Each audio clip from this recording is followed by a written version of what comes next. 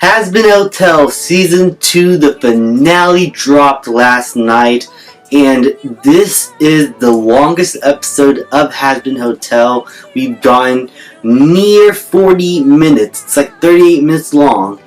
And this is what I really wanted this show to do. Give us longer episodes to have us engage not only in the action, but in the story that is being played out. And I felt like this episode was a much better finale than what Season 1 gave us. Not that Season 1's finale was bad at all. I really enjoyed that finale. But I felt like Season 2 finale was so much more engaging, was given so much more time to just explore these characters, bring everything to a close, and set up future plot lines for the next season to explore. And my goodness, this is probably the best episode of the entire season in my opinion, because of how well it was able to close the book on some of these chapters it explored, and the conflict between Valentino and Velvet against Vox, how that has come to a close here. It just all closed in a very satisfying way. So it started off with the party that we are building towards, where Charlie and Vaggie are invited to this party that Vox is holding up for all of hell to watch, and to be prepared for the upcoming war.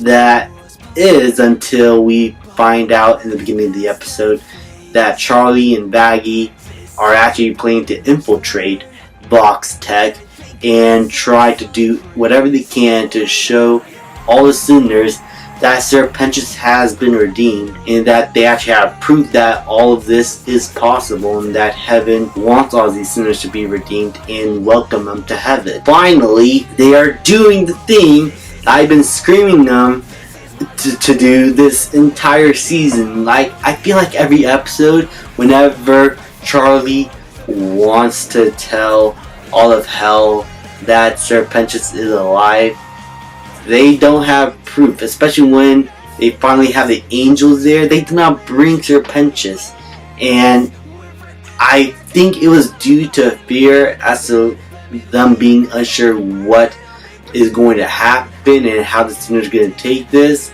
But now they're taking that leap of faith and doing whatever they can to prove that all of this is possible, no matter the cost. And how this entire break into Vox Tech played out, with all the characters trying to find angel dust, and Baxter doing whatever he can to hack into the system to show this live broadcast. I think it was all really fun, and once the fighting starts breaking out, it is fantastic. The animation is so much better than in Season 1. As I keep saying, the camera work has a lot more fluidity.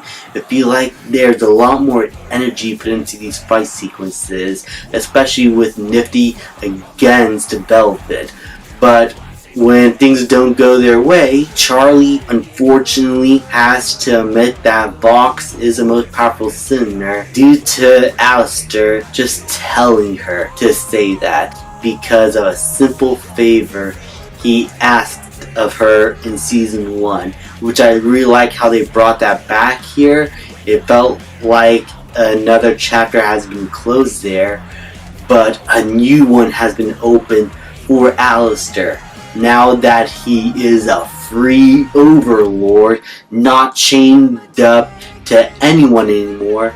And when Vox got a little too carried away and laid his hands on Charlie, breaking his promise, he is free from Vox as well. He's got no chains on him holding back, and we are finally able to see Alistair at his strongest, and this fight sequence between him and Vox was incredible. Just how big and grand this fight felt, with these two overlords going all over the pentagram to try and kill each other, was such a feast for the eyes. This action sequence was so much fun to watch.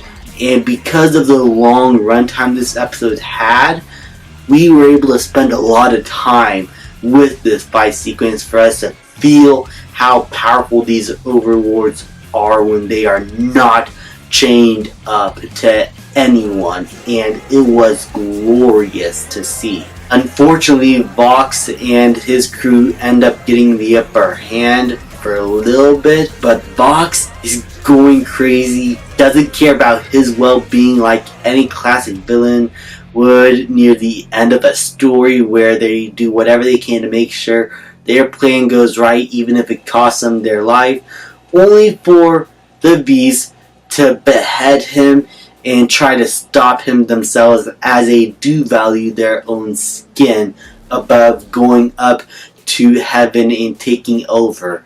They just want to live their best lives, and they're okay with this plan because Vox is promising to be God, but they see that Vox is only focused on himself, and when they realize that, they go against him. And that leads to all the sinners and the overlords and our main characters trying to do whatever they can to try and stop this cannon from going off that has Lucifer inside, because Vox kidnapped him in the previous episode to be able to power up this cannon that's going to blow heaven up and start this war.